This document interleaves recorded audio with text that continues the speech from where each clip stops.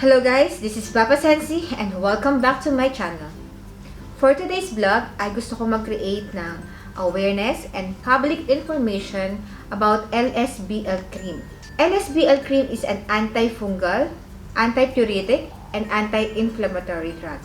Because I believe that trustworthy health information should be free to everyone. Marami kasi sa ating mga Pilipino ngayon ang gumagamit ng LSBL cream bilang part ng kanilang beauty regimen. So, gumagamit sila ng medication na to, which is the antifungal, antipyretic, and anti-inflammatory drugs without knowing kung ano ba talaga ang pwedeng maging side effect para sa kanila. Kapag nag-search ka about BL cream sa Facebook, ay makikita mo na ginagamit nila ito bilang isang skin lightening, pampatanggal ng acne scars, and also, pampakinis daw ng kanilang mga balat. And sinasabi nila na trusted na daw nila to since high school pa lang sila. And usually, tayo mga Pilipino, pag nakakarinig tayo ng may magandang products at nakakaganda daw ng kutis, or nakakaganda ng mukha, or nakakakinis, nakakatanggal ng pimples, nakakatanggal ng pimple marks, and etc. etc. Kahit hindi natin kilala pa yung product, ay gumagamit tayo nito. Without proper reading the instructions and without proper knowing kung ano ba talaga ang product na to, ayan, talagang gamit at gagamit tayo. Talagang sinusubukan talaga natin. Lalo na kung narinig natin na maganda siya at talagang effective siya sa mga kaibigan natin, sa mga relatives natin, diba? So, ganon. And now, usually sa YouTube, ay pag sinerch mo si LSBL cream, makikita mo yung mga vlogs and testimonies nila na maganda nga daw tong si LSBL cream na part ng kanilang beauty regimen. Kasi konting lagay mo lang daw sa mukha mo, lalo na sa pimple or sa pimple marks, ay nawawala or natutuyo mismo ang acne mo. Or kung acne scar naman yan, naglalighten daw agad yung acne scar. And yung iba naman ay ginagamit nila ito sa pantanggal daw ng melasma. Kasi nga kilala siya bilang skin lightening or nakaka-whiten ng skin. So usually, yung may mga problema sa melasma, yan, ginagamit nila to. And may mga testimonies and vlogs din na nagpapatunay na maganda nga daw to sa kanilang balat. At talaga daw nawala ang kanilang melasma at ang kanilang mga problema sa kanilang mga muka. Actually, yung ibang friends ko, high school pa lang talaga ay gumagamit na sila nito. Kumbaga parang na-addict na sila sa medication na to.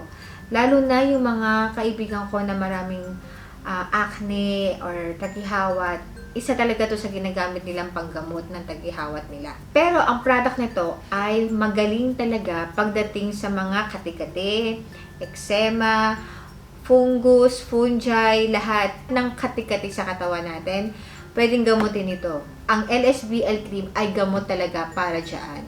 And usually guys, kapag halimbawa meron tayong mga kati-kati sa katawan, or may mga eczema, or may mga fungi, or may mga athlete's foot, or kung ano-ano pang mga skin diseases, ay ina-advise tayo ng mga friends natin, or ng mga family members natin, na nakakakilala dito sa LSBL cream bilang isang antifungal medication, di ba? So, tayo naman, bili agad without proper reading even the instruction. So, ngayon ay kilalanin natin si LSBL cream. So, gaya nga ng sinabi ko guys, si LSBL cream ay isang antifungal, antipyretic, and anti-inflammatory drugs. So, treatment siya para sa mga tinea corporis or kilala bilang body fungus. Treatment din siya sa mga tinea cruris or kilala bilang hadhad or jack itch. Maganda rin siya sa mga hand fungus and tinea pedis, which is known as athlete's foot. So, si LSBL cream ay manufactured from Shanghai Baolong Pharmaceutical sa Shanghai, China. So, isa siyang Chinese medicine. So, nakalagay dito na 7 grams lang siya, magaan lang siya. And yung two main formulation niya ay ang ketoconazole and clobetasol propionate. And it is imported and distributed by Manzing Enterprises Corporation na matatagpuan sa Malabon City, Philippines. So guys, pag sinabi natin ketoconazole, ito yung content ng LSBL cream na tumutulong para magamot yung mga athlete's foot, jack itch, yung mga kati-kati sa katawan natin. Kasi ang ketoconazole is an antifungal medication that prevents or inhibit the growth of fungus. Yung clobetasol propionate naman is a corticosteroid used to treat skin conditions such as eczema, yung mga contact dermatitis, and yung mga psoriasis. So, yung clobetasol propionate ay isang steroid drug. And it's very strong and super high potency siya na steroid. So, dahil isa siyang steroid drugs, ay hindi siya pwedeng gamitin ng long-term use. Usually, ina-advise lang siya ng short-term medication or sandaling paggamit lang nito. Kung babasahin niyo yung leaflets na nakapaloob dito, yung mga Tinea corporis or yung mga body fungus at yung Tinea cruris, which is yung mga jack itch or hadhad, ang nire-recommend lang niya ay 2 weeks lang. 2 weeks lang na paggamit nito. Pero yung mga hand fungus at saka yung mga athlete's foot, nire-required naman siya na until 4 weeks lang na paggamit. And after that, kung hindi siya effective sa inyo, nakalagay din dito na you should consult your doctor and stop the medication. Kasi kung continuous ang paggamit nito, and meron tong steroid, ay hindi to healthy sa ating mga body. Kasi meron siyang side effect. Yung usually or yung common na nakikita natin na side effect nito ay irritation of the skin, acne, rashes, and even dry cracking skin. So, bakit nila sinasabing gamot to sa acne? Kung ang long-term use nito ay nakakapagpadami siya ng acne. Kung makikita nyo yung mga vlog nila sa YouTube na sinasabi nga nila at nagte-testify sila na magaling nga daw talaga to sa acne nila, sa acne scars. Pero, pag nagbasa ka naman ng comment sections nila, ay makikita mo doon at mababasa mo din doon na hindi sila makatigil-tigil sa paggamit nito.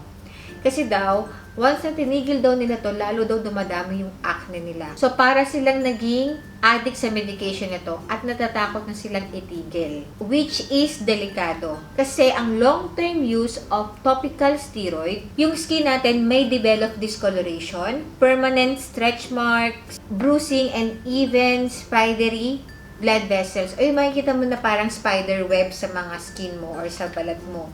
Yun.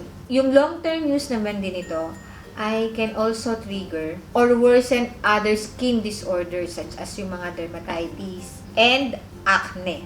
Sabi nila, may mga naglalabasan din daw na fake na LSBL cream. So, lahat naman halos ng produkto sa Pilipinas, di ba, mayroong counterfeit or may mga fake talaga silang ginagawa para lang kumita. So, usually, ang LSBL cream ay mabibili natin to sa mga botika. So, meron siya sa Mercury, meron siya sa Watson, pero hindi mo siya mabibili without proper prescription.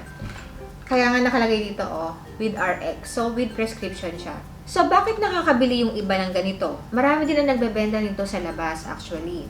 Lalo na kung pupunta kayo sa mga baklaran, makikita nyo meron doong mga nagbebenta at mga hindi sila legal or authorized ng FDA na magbenta ng medication na to without prescription. So, doon, pwede kayong makabili. Which is, hindi ko nire-recommend sa inyo. Without prescription ng doctor, never po kayong mag-try. Lalo na, kung gagamitin nyo lang din naman sa pagpapaganda nyo. Because this is a antifungal drugs and it has steroid, which is not good for our body, lalo na kung long-term ang paggamit nito. Actually guys, mayroong nilabas ang FDA na advisory about sa LSBL cream.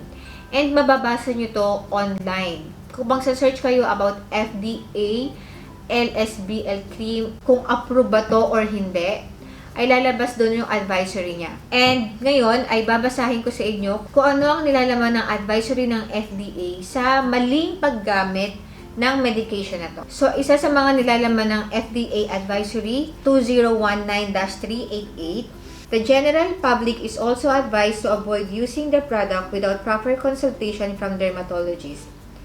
It is a prescription product used for the treatment of fungal and yeast infection.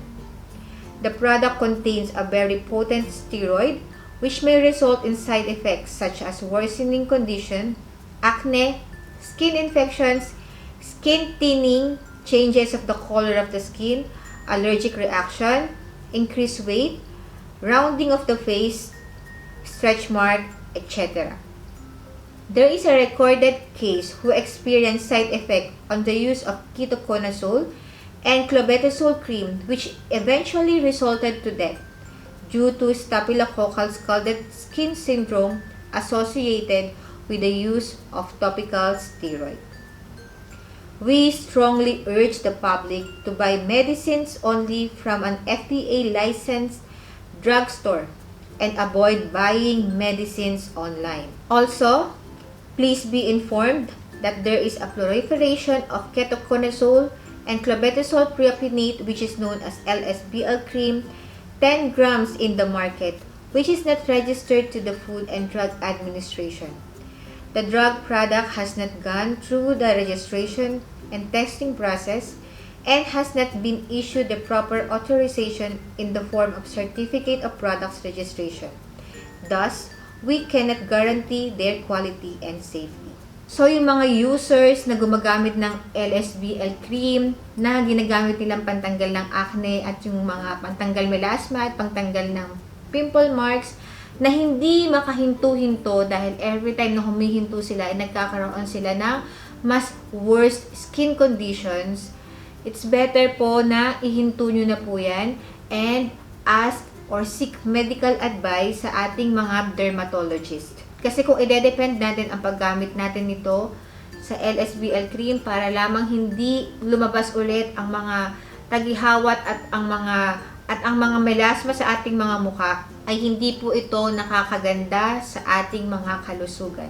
And it can cause death. Kung nagustuhan ninyo ang vlog na ito, don't forget to like and subscribe and hit the notification bell para lagi kayong updated sa next video ko.